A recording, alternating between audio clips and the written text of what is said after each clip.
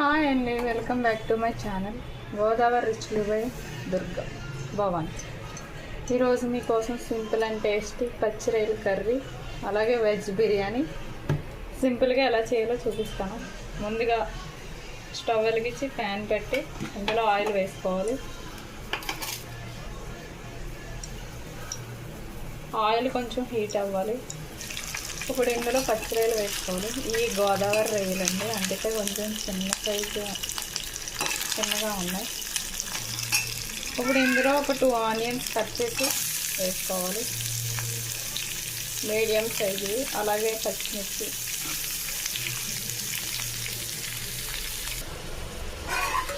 ఇప్పుడు ఈ ఉల్లిపాయలు బాగా వేగనివ్వాలి సిమ్లో పెట్టి. నెక్స్ట్ ఇంకొక రైస్ కుక్కర్ తీసుకోండి. స్టవ్ వెలిగించి ప్యాన్ పెట్టి అందులో ఆయిల్ వేయాలి. ఆయిల్ వీటెక్కాక బిర్యానీ స్పైసెస్ యాడ్ చేసుకోవాలి. ఇందులో కుక్కర్లో అయితే త్వరగా అయిపోతుంది, అందుకని నేను కుక్కర్ తీసుకున్నాను. ఇప్పుడు ఇందులో ఆనియన్, క్యారెట్, పచ్చిమిర్చి వేసుకున్నాం.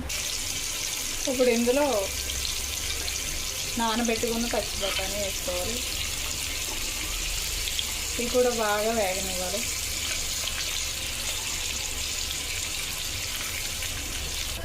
ఇప్పుడు పచ్చిరొయ్యల కర్రీలో 1 స్పూన్ సాల్ట్ వేసుకోవాలి. ఆనియన్స్ బాగా గోల్డెన్ కలర్ వచ్చేంత వరకు బాగా వేగనివ్వాలి.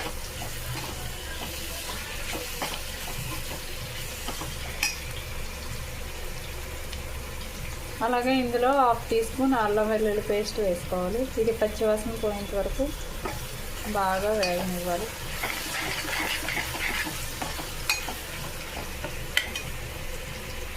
ఇప్పుడు వెజ్ బిర్యానీలో ఇందాక మనం ఆనియన్స్ బాగా వేగాలి. ఇప్పుడు ఇందులో పుదీనా వేసుకోవాలి.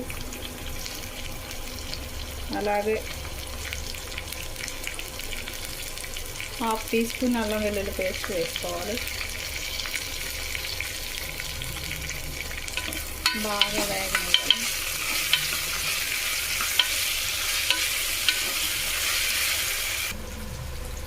ఇప్పుడు పచ్చిరొయ్యల కర్రీలో 1/2 టీ స్పూన్ పసుపు వేసుకోవాలి.